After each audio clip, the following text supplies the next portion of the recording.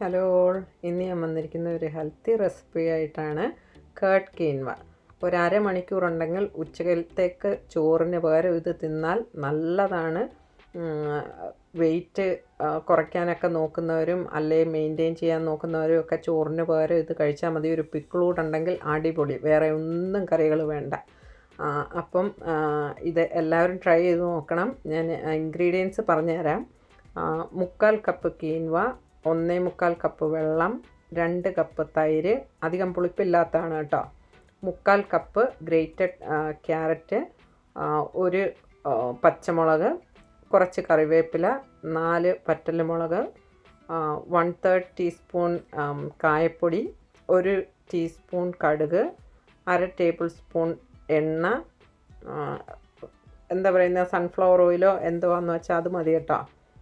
പിന്നെ ആവശ്യത്തിന് ഉപ്പ്. അപ്പോൾ ഈ 3/4 കപ്പ് കീൻവ എന്ന് പറയുന്നത് കുക്ക് ചെയ്യുന്നതിന് മുന്നേ ആണ് കേട്ടോ. അപ്പോൾ അത് ഞാൻ കുക്ക് ചെയ്യുന്നത് എങ്ങനെയാണെന്ന് പറഞ്ഞുതരാം. ഇത് പെട്ടെന്ന് ഉണ്ടാക്കാൻ പറ്റും. നമ്മുടെ ചോറുണ്ടാക്കുന്ന അത്ര സമയമൊന്നും എടുക്കത്തില്ല. 15 മിനിറ്റ് എടുക്കുകയുള്ളൂ. 15 മിനിറ്റ്, ഒരു 20 മിനിറ്റിന് നമുക്ക് പ്രിപ്പയർ ചെയ്യാൻ പറ്റുന്നതാണ് കീൻവ കേട്ടോ. അപ്പോൾ കീൻവ ഉണ്ടാക്കുന്നത് എങ്ങനെയാണെന്ന് ഞാൻ പറഞ്ഞുതരാം. 3/4 കപ്പ് കീൻവയാണ് ഞാൻ എടുത്തേക്കുന്നത്. ഇത് നമുക്ക് വെള്ളം ഒഴിച്ച് നന്നായിട്ട് വാഷ് ചെയ്യണം. വളരെ നന്നായിട്ട് വാഷ് ചെയ്യണം കേട്ടോ, അത് ഞാൻ പ്രത്യേകം പറയുകയാണ്. ഇതാണ് ഞാൻ യൂസ് ചെയ്യുന്ന കീൻവ.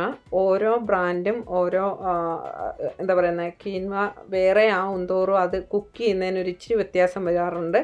സാധാരണ ഞാൻ കണ്ടിട്ടുള്ള ഈ പാക്കറ്റിൻ്റെ പുറകിൽ തന്നെ അതിൻ്റെ കുക്കിംഗ് ഇൻസ്ട്രക്ഷൻസ് കാണും.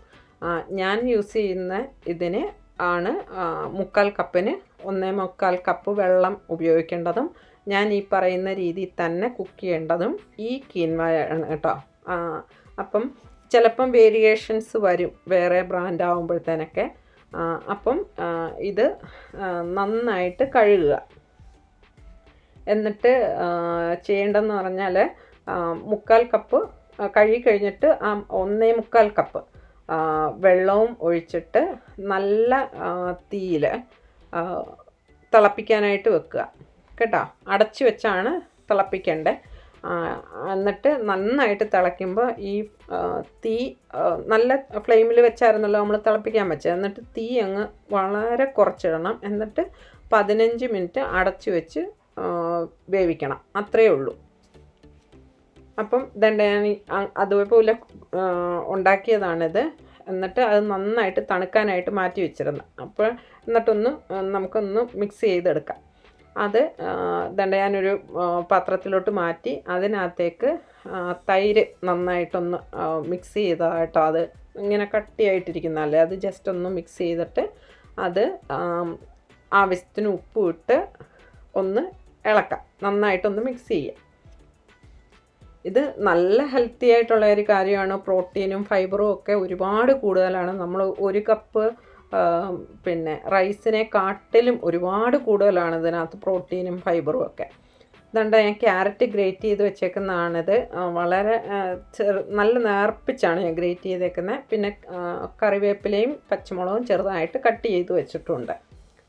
ഇതാണ് ഞാൻ യൂസ് ചെയ്യുന്ന കായപ്പൊടി കേട്ടോ. അപ്പം ഈ കായപ്പൊടി കിട്ടുന്നവർ ഉപയോഗിക്കുക, അല്ലാന്നുണ്ടെങ്കിൽ എന്തുവെന്ന് വെച്ചാൽ കിട്ടുന്നത് ഉപയോഗിക്കുക. ഞാൻ യൂസ് ചെയ്യുന്ന ഇതാണ്.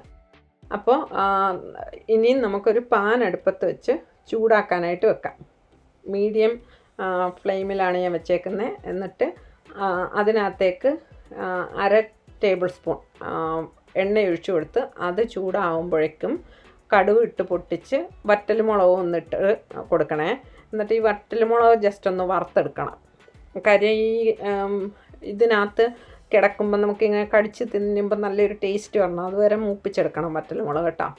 അത് കഴിഞ്ഞിട്ട് നമുക്ക് ഈ ക്യാരറ്റും കറിവേപ്പിലയും പച്ചമുളകും ഇട്ടൊന്ന് വഴറ്റിയെടുക്കണം. ക്യാരറ്റ് പച്ചയായിട്ട് തിന്നുന്ന ഇഷ്ടമുണ്ടോ എങ്കിൽ ഇത് വഴറ്റണ്ട. പക്ഷേ എനിക്കിഷ്ടമില്ലാത്തതുകൊണ്ടാണ് ഞാൻ ഈ വഴറ്റുന്നത് കേട്ടോ. നല്ലൊരു ടേസ്റ്റും കിട്ടും വഴറ്റുമ്പം. പച്ചയായിട്ടിട്ട് ഞാൻ നോക്കിയിട്ടുണ്ട്, പക്ഷേ എനിക്ക് അത്രയും അങ്ങോട്ട് ഇഷ്ടപ്പെട്ടിട്ടില്ല. അപ്പം ഒരു 3-4 മിനിറ്റ് ഒന്ന് ചെറിയ തീ ആക്കിയായിരുന്നു കേട്ടോ. അതിന് ശേഷം കായപ്പൊടി ഒന്ന് ഇട്ട് കൊടുക്കണം. എന്നിട്ട് ഒന്ന് ആകെ ഒരു 4 മിനിറ്റേ ഞാനിത് വഴറ്റിയിട്ടുള്ളൂ കേട്ടോ. ചെറിയ തീയിൽ വെച്ച്, വലിയ തീയല്ല.